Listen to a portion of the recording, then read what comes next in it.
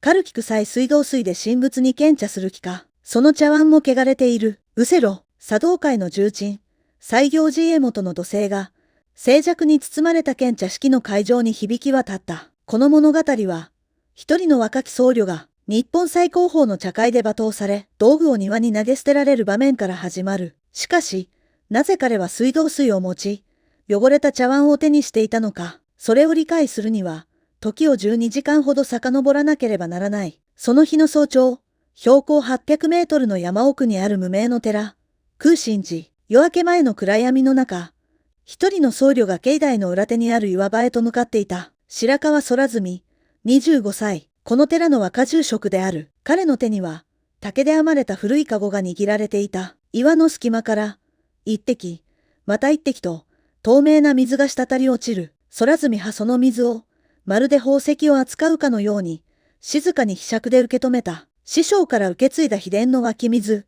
甘露水、年に一度、今日だけ汲むことが許される。幻の水だった。空が白み始める頃、空澄は本堂に戻り、小さな霧の箱を開けた。中には、薄青白い光沢を放つ茶碗が収められていた。残雪と名付けられたその茶碗は、室町時代に作られた国宝級の名品である。師匠の遺言が、空澄の脳裏によみがえる。この水と茶碗は、最も高貴な方に捧げよう。だが忘れるな。すべての主情は仏なり。空澄は茶碗を懐に入れ、甘の水を背負い、山を下り始めた。今日、都内で開かれる献茶式、次期茶賞を決める、茶道界最高峰の舞台。そこへ向かう高速バスに、空澄は乗り込んだ。高速バスは、朝の光を浴びながら東京へ向かって走っていた。空澄は窓際の席に座り、懐の茶碗をそっと手で押さえていた。隣の席には、大きなお腹を抱えた妊婦が座っていた。30代半ばだろうか。もうすぐ臨月なんです。妊婦は、優しく自分のお腹を撫でながら、空澄に話しかけてきた。今日、都内の病院で最終チェックを受けて、来週には里帰り出産する予定なんです。空澄は静かにうなずいた。いいお産になりますように。妊婦は微笑んだ。バスは、やがて長いトンネルへと入っていった。その時だった。前方から、激しいブレーキ音が響いた。バスが急停車し、乗客たちが前のめりになる。なんだ、事故か。ざわめきが広がる中、運転手がマイクを握った。お客様、申し訳ございません。前方で車両火災が発生しております。現在、トンネル内で立ち往生しております。窓の外を見ると、前方50メートルほど先で、大型トラックが炎を上げていた。黒煙が天井に沿って、こちらへ向かって流れてくる。煙が来る。誰かが叫んだ。運転手が窓を閉め、エアコンを止めるが、煙は少しずつ車内に入り込んでくる。焦げ臭い匂いが、鼻をつく。救助は、連絡は取れているんですか？乗客たちの声が焦りを帯びていく。10分が経過した。トンネル内の温度が、みるみる上昇していく。エアコンが止まった車内は、まるでサウナのようだった。子供たちが泣き始める。暑い、暑いよ、ママ。喉が渇いた。隣の妊婦が、額に汗を浮かべて苦しそうに呼吸をしている。大丈夫ですか？空澄が声をかけると、妊婦は弱々しく首を振った。少し、気分が、その時、後方の座席から悲鳴が上がった。お母さん、お母さん、小学生くらいの男の子が、隣に座る母親を揺さぶっている。母親は意識を失いかけていた。脱水症状だ。水を、誰か水を持っていませんか？男の子が叫ぶ。乗客たちがカバンを探るが、誰も水を持っていなかった。朝の短距離バスに、飲み物を持ち込む者は少ない。車内の温度は、さらに上がり続ける。子供たちの泣き声が、悲鳴に変わっていく。妊婦も、顔色が青ざめていく。お腹が張って、空澄は、背負っているカゴに目を向けた。中には、秘伝の甘露水が入っている。師匠が一生をかけて守り続けた。年に一度しか汲めない水。今日の献茶式のために、用意した水。空澄の脳裏には、師匠円楽がこの水を守るために費やした歳月が、走馬灯のように駆け巡った。この水はただの湧き水ではない。空心寺の裏山、特定の地層を数十年かけてくぐり抜けた雫が、一年に一度、冬至の翌朝にのみ適温で湧き出る奇跡の産物だ。師匠は、この水で茶を立てるためだけに一生を捧げたと言っても過言ではない。空澄よ、この水は、喉を潤すためのものではない。魂を潤すためのものだ。その時が来るまで、行ってきたりとも無駄にするな。師匠の厳格な声が耳の奥で響く。今日、この水で茶を立てれば、空心寺の名は再興し、師匠の無念を晴らすことができるはずだった。しかし、目の前で荒い息を吐く妊婦の唇はひび割れ、命の火が今にも消えかかっている。空積の手が震えた。師匠との約束を破ることへの恐怖ではない。この思考の道具を、俗世の救済に使っていいのかという、宗教家としての、そして茶人としての究極の問いに直面していた。だが、空積の視線が妊婦の膨らんだお腹に落ちたとき、迷いは消えた。茶の湯の心とは、すなわち慈悲の心なり、空積は自らに言い聞かせた。茶室という狭い空間で神仏を敬うことと、今、目の前の命を救うことに、何の差があるというのか。空積は静かに、しかし決然と、秘伝の封印を解いた。飲みなさい。空積は、缶の水の封を切り、まず意識を失いかけている母親に水を含ませた。母親の唇が動き、ゆっくりと水を飲み込む。ありがとうございます。男の子が涙を流しながら、空積に頭を下げる。空積は、次に妊婦に水を差し出した。どうぞ。でも、これは、妊婦は遠慮したが、空積は静かに首を振った。今、必要な方に、妊婦は、震える手で水を受け取り、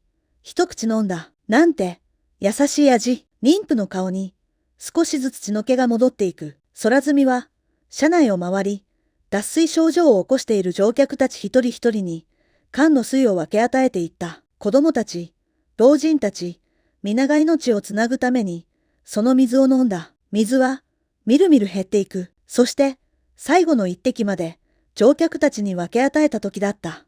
先ほど水を飲んだ子供の一人が、急に吐き気を催した。熱と煙で、胃が受け付けなかったのだ。袋はないか。父親が慌てるが、車内にエチケット袋はなかった。子供は今にも吐きそうになっている。空積は、迷わず懐から霧の箱を取り出した。中の茶碗、残雪を手に取る。これに、出しなさい。空積は、茶碗を子供の口元に差し出した。それは、周囲の大人たちが驚きの声を上げる。誰が見ても、それが高価な茶碗であることは明らかだった。しかし、空積は表情を変えなかった。構わない。楽にしなさい。子供は、茶碗に嘔吐した。国宝級の名品が、お仏にまみれる。それでも空積は、静かに子供の背中をさすり続けた。大丈夫。もう大丈夫だ。やがて、トンネルの外から救助隊のサイレンが聞こえてきた。30分後、乗客たちは無事に救出された。妊婦は救急車で病院へ運ばれた。意識ははっきりしていた。ありがとうございました。お名前を、妊婦が空積に尋ねたが、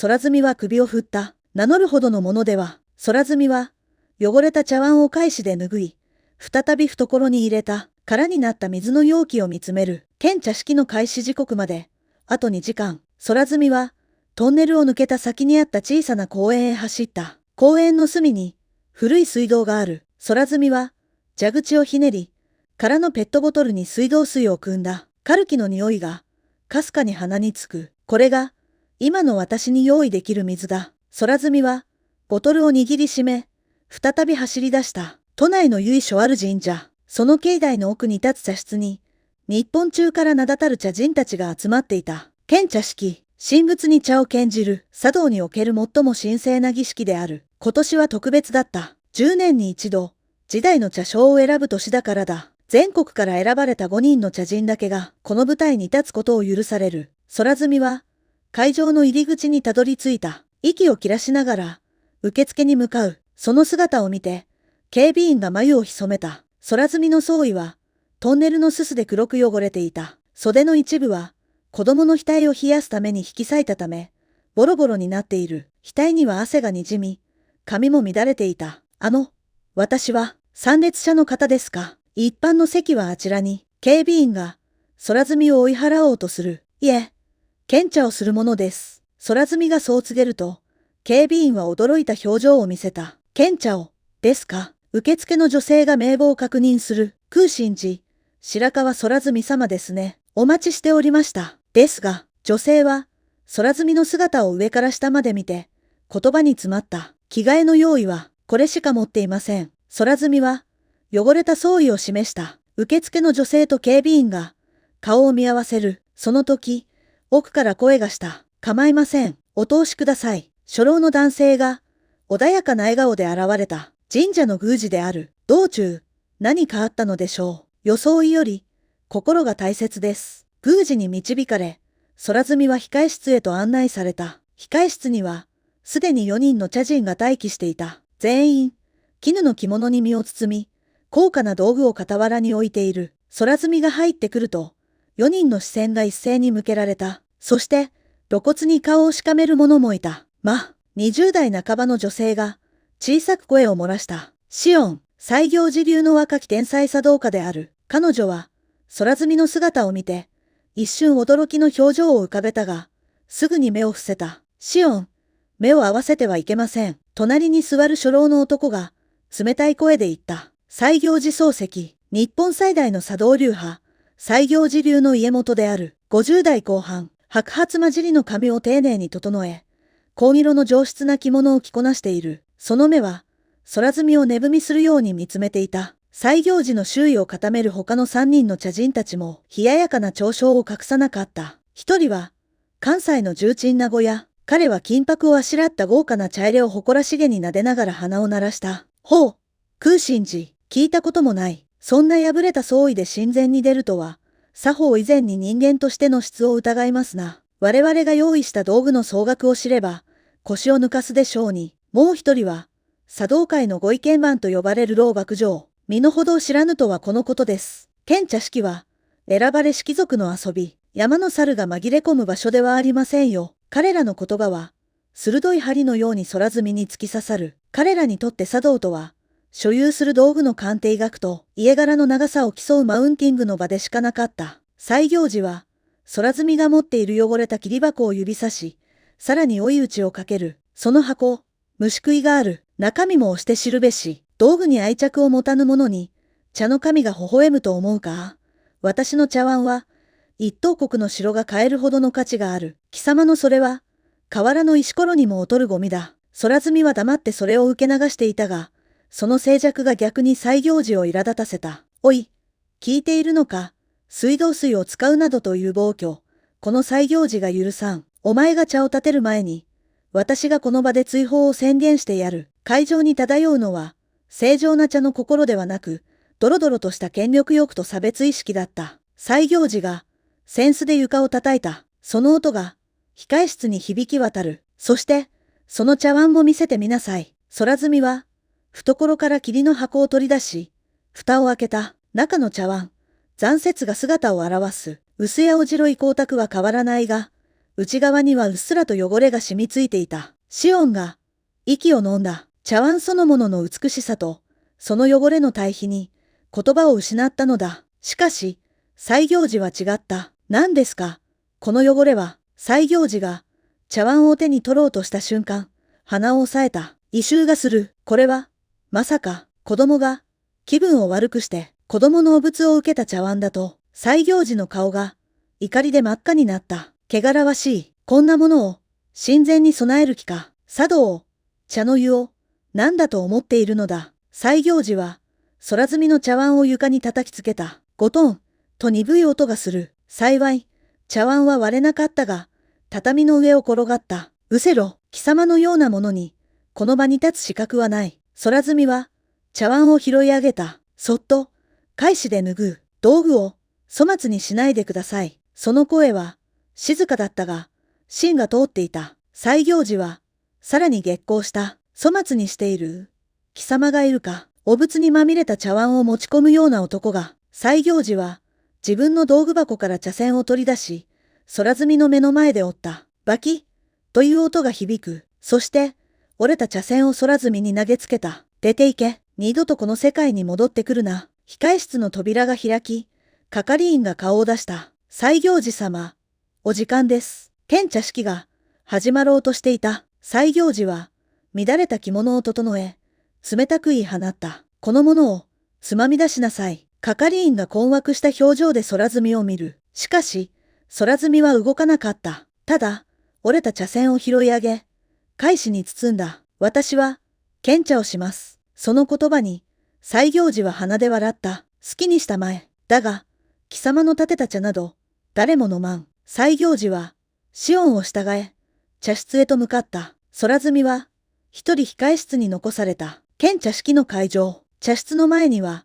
100名を超える参列者が座っていた。茶道会の重鎮たち、神社の関係者、そして報道陣、最前列のミスの奥には、特別な来賓が控えているという噂もあった。一人目の献茶が終わり、二人目、三人目と続く、いずれも、長年茶道を極めてきた名人たちである。その所作は洗練され、道具は目を見張るほど美しかった。四人目は、西行寺漱石。彼が茶室に入ると、会場がどよめいた。西行寺が取り出した茶碗は、桃山時代の名品。水は、京都の名水を3年間寝かせたものだという。その手前は、完璧だった。一切の無駄がなく、まるで能を見ているかのような格調高さ。参列者たちは、息を飲んで見守った。献茶を終えた西行寺が、茶室から出てくる、満足げな笑みを浮かべていた。係員が、次の名前を呼ぶ。空心寺、白川空積様。会場がざわついた。控え室から、空積が姿を現したからだ。すすで汚れた装衣、引き裂かれた袖、その手には、ペットボトルと、古びた茶碗。なんだ、あの格好は、不老者が紛れ込んだのか。参列者の間から、囁き声が上がる。西行寺は、椅子に座ったまま、冷たく空積みを見つめていた。空積みは、茶室に入った。畳の上に座り、道具を並べる。その動きを、一人の女性が凝視していた。シオンである。彼女は、父である西行寺の隣に座っていたが、視線は空積みから離れなかった。空積みは、懐から折れた茶筅を取り出した。そして、懐紙に包んだ小刀で、折れた先端を削り始めた。シャッ、シャッ、という小さな音だけが響く。折れた部分を整え、再び使えるように調整していく。何をしている？西行寺が、小さくつぶやいた。道具を直しているのか、予備を持っていないのか。しかし、シオンは違う反応を示した。彼女の目は、空積みの手元に釘付けになっていた。削り方が、尋常ではなかった。一本一本の竹の繊維を見極め、最適な角度で削っている。まるで、茶筅の声を聞いているかのようだった。やがて、空積みは茶筅を手に取り、軽く振った。わずかな風が、茶室を通り抜ける。シオンは、息を飲んだ。折れた茶筅が、まるで新品のように整えられていた。空積みは、次に釜に目を向けた。炭の配置を確認し、少しだけ位置を変える。そして、ペットボトルの蓋を開けた。カルキの匂いが、かすかに漂う。参列者の何人かが、鼻をしかめた。水道水か。まさか、あれで献茶を。空積みは、水を釜に注いだ。その瞬間、シオンは奇妙なことに気づいた。水を注ぐ音が、音楽のように聞こえたのだ。ちょろちょろと流れる水の音が、釜の中で反響し、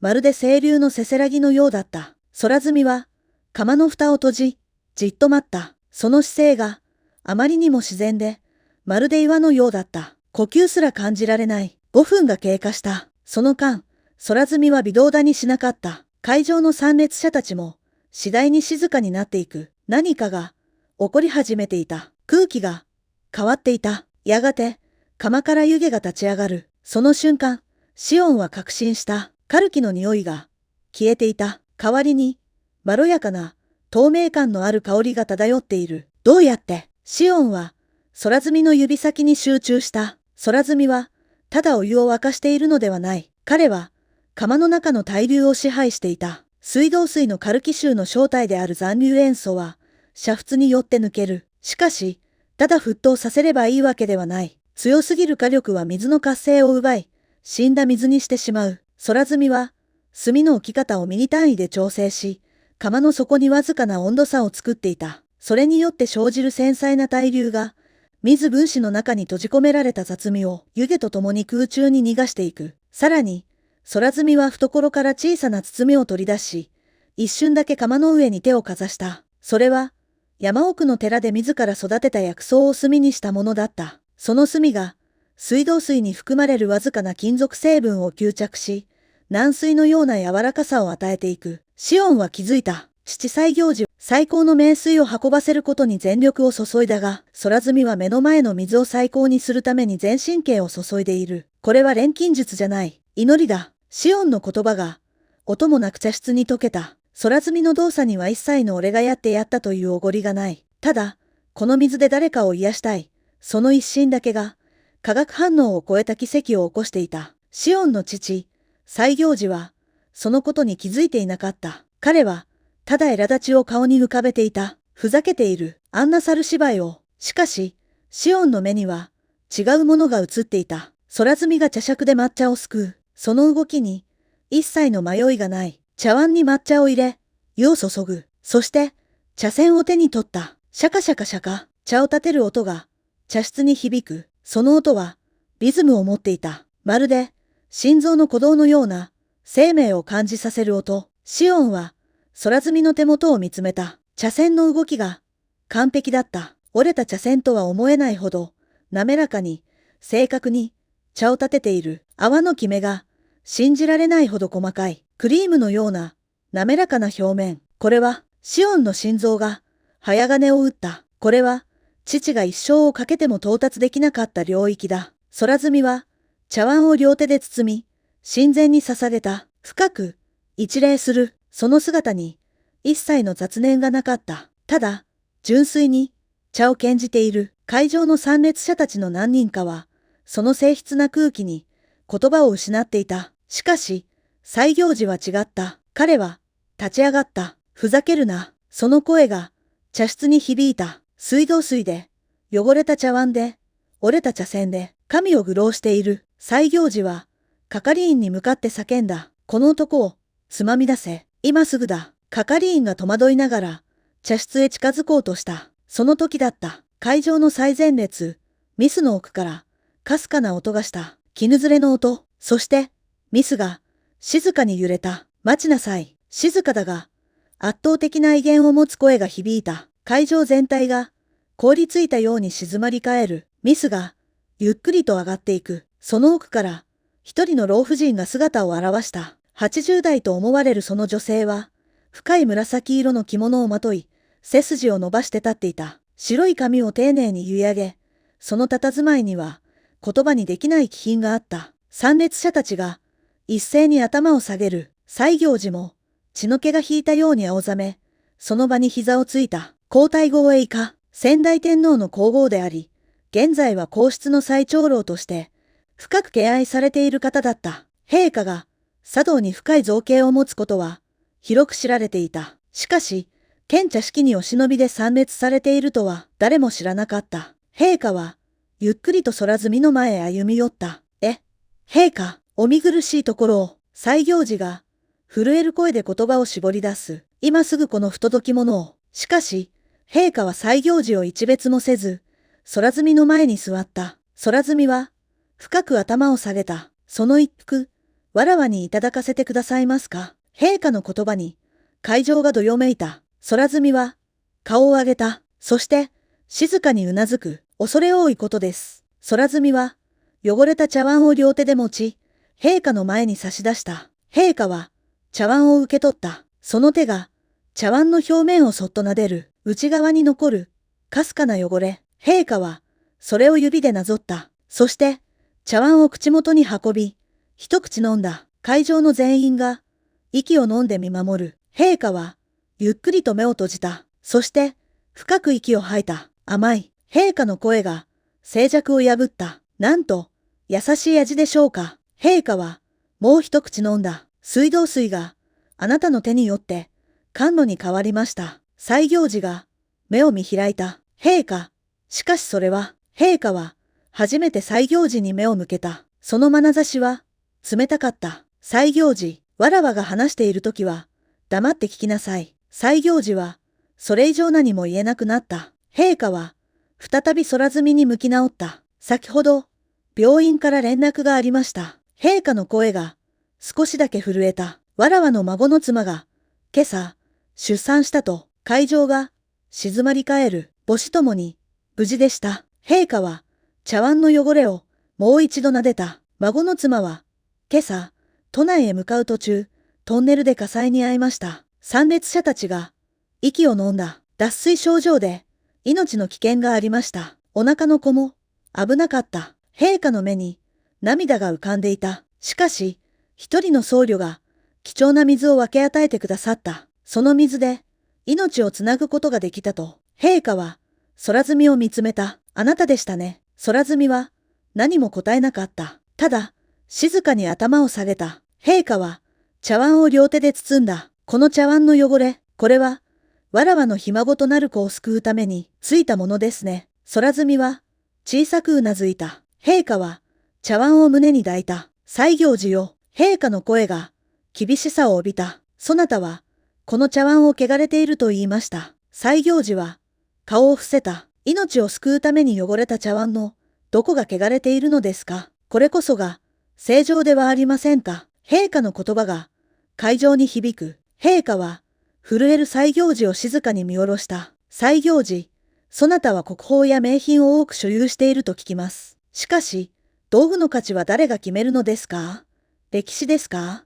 鑑定士ですか。陛下は、汚れのついた茶碗残雪を高く掲げた。この茶碗についた汚れ、これは、一人の幼子が苦しみから解放された証、そして、一人の母親が絶望から救われた証です。これ以上に美しい装飾を、私は知りません。何百年も蔵に眠っていた無傷の茶碗よりも、今日、泥にまみれて命をつないだこの茶碗の方が、はるかに高貴であると、なぜわからないのです。参列者たちは、言葉を失った。自分たちが信じてきた価値観の土台が、音を立てて崩れていくのを感じていた。茶道とは、形を整えることではなく、心を整えること。そなたが求めたのは形、空積が求めたのは心。その差が、この一口の味に現れています。水道水が甘露に変わったのではない。空積の慈悲が、水を甘露に昇華させたのです。陛下の声は、怒りではなく、深い嘆きに満ちていた。それは、権威に溺れて本質を忘れた日本の文化界全体に対する、最後通告のようでもあった。そなたは、水道水で神仏に献茶するなと言いました。陛下は、もう一度茶を飲んだ。しかし、この水は、誰よりも清らかです。なぜなら、これはすべてを失った後に、それでも茶を立てようとした、慈悲の心が込められた水だからです。陛下は、茶碗を空積みに返した。形式にとらわれ、心を見失った茶など、ただの色のついた湯です。西行寺は、その場に崩れ落ちた。シオンが、父の姿を見つめていた。彼女の目には、複雑な感情が浮かんでいた。そして、シオンは立ち上がった。陛下、シオンの声が、震えていた。私から、申し上げたいことがあります。陛下が、シオンに目を向けた。シオンは、深く息を吸った。父は、長年、道具の鑑定で不正を行ってきました。会場が、どよめいた。西行寺が、顔を上げた。シオン、お前。しかし、シオンは続けた。贋作を本物と偽り、高値で売る。本物を贋作と偽り、安く買い叩く。茶道を、金儲けの道具にしてきました。シオンの声が、涙で途切れそうになる。私は、それを知っていながら、何も言えませんでした。でも、今日、白川さんの茶を見て、わかりました。シオンは、空積みを見つめた。茶道とは、何なのか、何のために、茶を立てるのか。シオンは、父に向き直った。父上、私は、父上の娘であることを、恥じます。西行寺は、何も言えなかった。ただ、うつむいたまま、震えていた。西行寺の背後にいた3人の茶人たちも、一斉に後ずさりをした。彼らもまた、西行寺の不正を知りながら、その権力のおこぼれに預かってきた共犯者だったからだ。西行寺先生、これはどういうことですか。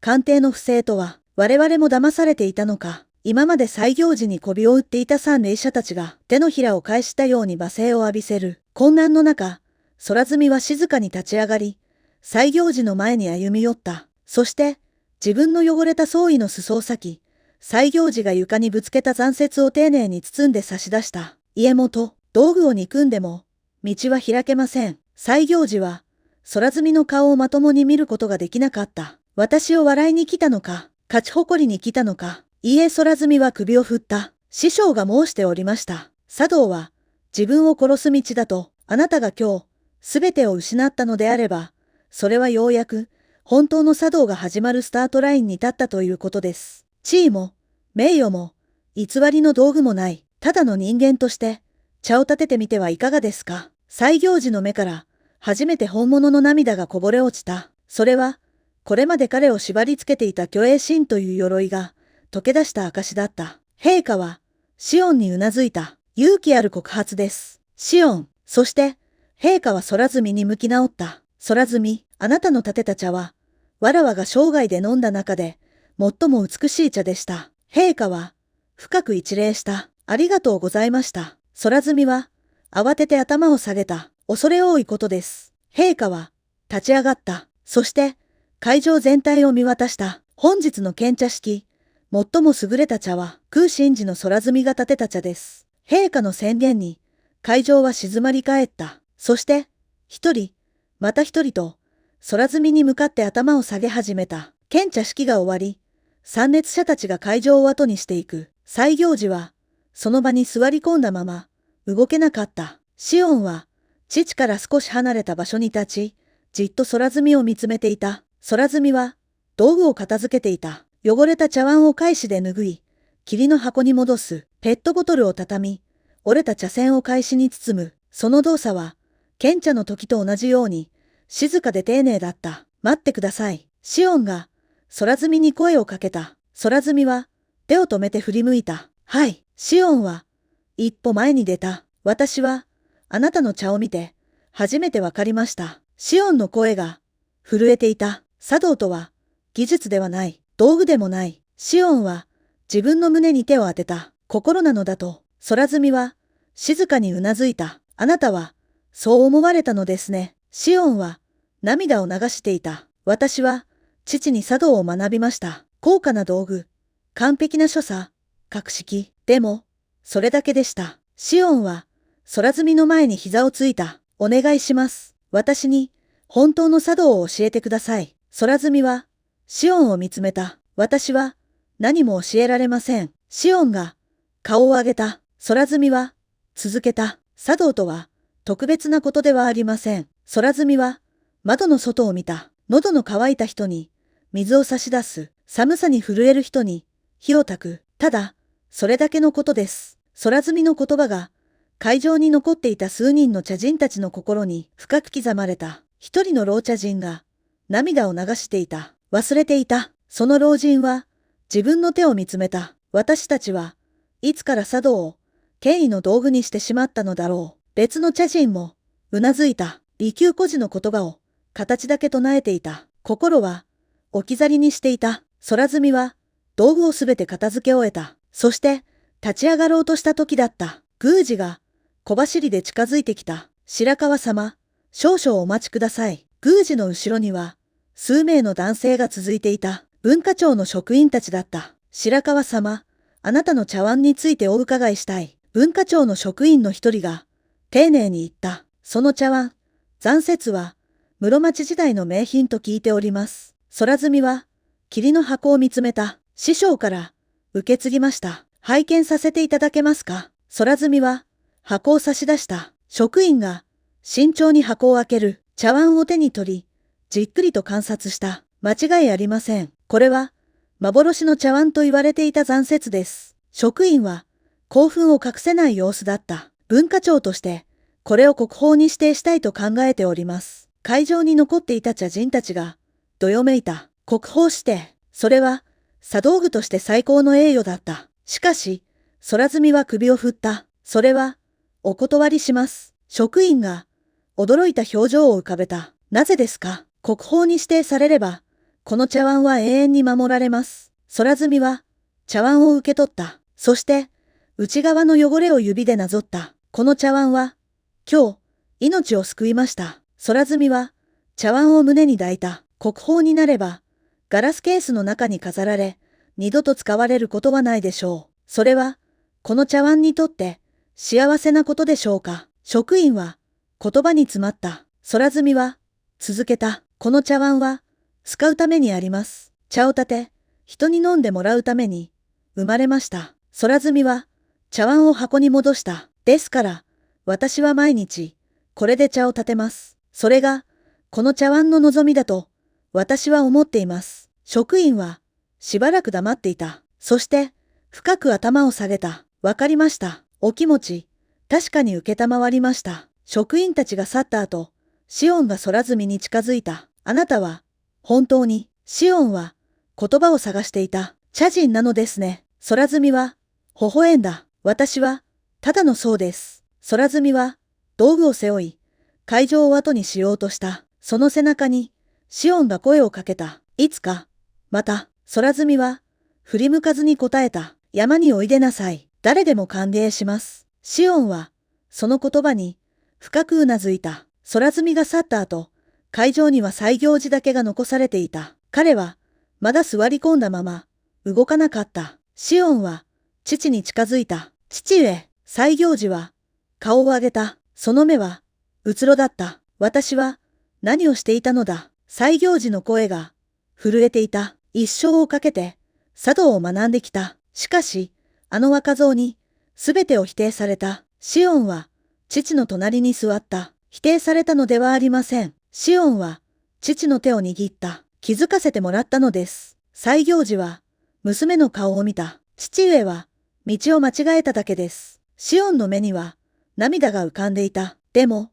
今から、やり直せます。西行寺は、何も言わなかった。ただ、娘の手を、強く握り返した。会場の外では、報道陣が空積みを待ち構えていた。白川さん、今回の献茶式について、お気持ちを、マイクが、空積みに向けられる。しかし、空積みは立ち止まらなかった。特に、ありません。ただ、茶を立てただけです。空積みは、そのまま人混みの中に消えていった。報道陣は、その姿を追いかけようとしたが、すぐに見失った。翌日、新聞各紙が、献茶式の出来事を大きく報じた。水道水で茶を立てた僧侶、命を救うために道具を使った男、茶道界に激震が走る。しかし、当の本人である空積みは、すでに山に戻っていた。それから、3ヶ月が経った。空心寺は、以前とは比べ物にならないほど、多くの参拝客で賑わっていた。参道を登ってくる人々の列が、毎日続いた。茶道を学ぶ者、人生に迷う者、ただ空積みの顔を見たいという者、理由は様々だったが、皆、同じ目的を持っていた。空積みの立てる茶を、飲みたい。境内には、簡素な茶席が設けられていた。古い縁側に、参拝客たちが座る。空積みは、その前で、静かに茶を立てていた。使っているのは、あの日と同じ茶碗。残雪、内側の汚れは、もう消えることはなかった。それは、命の証として、茶碗に刻まれていた。水は、境内の岩清水、そして時には、水道水も使った。今日は、少し冷えますね。空積みが、一人の老人に茶碗を差し出した。老人は、両手で茶碗を受け取り、一口飲んだ。ああ、温まる。老人の顔に、笑みが浮かんだ。こんなに美味しい茶は、初めてだ。空積みは、微笑んだ。それは、よかったです。縁側の端には、シオンの姿があった。彼女は、あの日の翌週、父に別れを告げ、空心寺に弟子入りしていた。今は、空積みの隣で、茶を立てる修行をしている。シオン、お湯の温度は、空積みが、尋ねた。シオンは、釜に手をかざした。70度、くらいでしょうか。空積みは、うなずいた。もう少し高い。75度くらいだ。シオンは、驚いた表情を浮かべた。どうして、わかるのですか。空積みは、釜を指さした。湯気の立ち方。そして、音。シオンは、耳を澄ませた。釜の中から、かすかな音が聞こえる。松風の音、と言います。空積みが、説明した。お湯が沸く時の音、温度によって、音が変わるのです。シオンは、目を閉じて聞いた。確かに、音が違う。まだ、私には聞き取れません。シオンが、正直に言った。空積みは、笑った。焦らなくていい。毎日聞いていれば、わかるようになる。シオンは、うなずいた。彼女は、この3ヶ月で、多くのことを学んでいた。茶道は、技術ではない。心だ。相手を思う心。その場にいるすべての人を、大切にする心。それを、空積みは言葉ではなく、行動で示していた。午後になると、一台の高級車が、山道を登ってきた。車から降りたのは、あの日の妊婦だった。彼女は、赤ん坊を抱いていた。白川さん、妊婦が、空積みを見つけて駆け寄った。空積みは、立ち上がった。お元気そうで、妊婦は、涙を浮かべていた。あの日は、本当にありがとうございました。妊婦は赤ん坊を空澄に見せた。この子です。無事に生まれました。空澄は赤ん坊を見つめた。小さな手が空澄の指を握った。元気そうですね。空澄が優しく言った。妊婦は大きな包みを差し出した。これはほんの気持ちです。空澄は首を振った。お気持ちだけで十分です。妊婦は困った表情を浮かべた。でも命の恩人に何もしないわけには。空澄は微笑んだ。では一つお願いがあります。何でしょう。空澄は赤ん坊を見つめた。この子が大きくなったら困っている人がいたら手を差し伸べるように教えてあげてください。妊婦は涙を流しながら深くうなずいた。必ず。妊婦が去った後、シオンが空澄に尋ねた。あの方は。空澄は釜の火を見つめた。あの日トンネルにいた方です。シオンはうなずいた。夕方になり参拝客たちが帰っていく。空澄とシオンは茶席を片付けた。今日もたくさんの方が来られましたね。シオンが言った。空澄はうなずいた。そうですね。疲れませんか。シオンが心配そうに尋ねた。空澄は首を振った。茶を立てることは修行です。空澄は残雪を手に取った。毎日この茶碗に教えられます。シオンは茶碗を見つめた。何を教えてくれるのですか。空澄は茶碗の汚れを撫でた。大切なものは目に見えない。と、シオンはその言葉を胸に刻んだ。夜、空澄は一人、本堂で座禅を組んでいた。静寂の中、ろうそくの炎だけが揺れている。空澄の前には、師匠の遺影があった。師匠、空澄が静かに語りかけた。今日も茶が美味しかったです。炎が小さく揺れた。まるで師匠がうなずいているかのように、空澄は目を閉じた。明日も茶を立てる。誰かが来れば茶を出す。それだけだ。特別なことは何もない。ただ目の前の人に心を込めて茶を立てる。それが空澄の茶道だった。境内では虫の声が響いていた。風が木々を揺らす。月明かりが静かに寺を照らしていた。人を救うために国宝を汚した若き僧侶と、それに応えた伝説の茶碗。形あるものはいつか壊れますが、あの日救われた命と空澄の慈悲の心は、これからも残雪の命と共に語り継がれていくことでしょう。この物語を最後まで見てくださった皆様、本当にありがとうございました。少しでも良かったと思っていただけたら、高評価、そしてチャンネル登録をよろしくお願いします。皆様の毎日にも、あの一服の茶のように、乾いた心をそっと潤す素敵な出会いがありますように。また次の動画でお会いしましょう。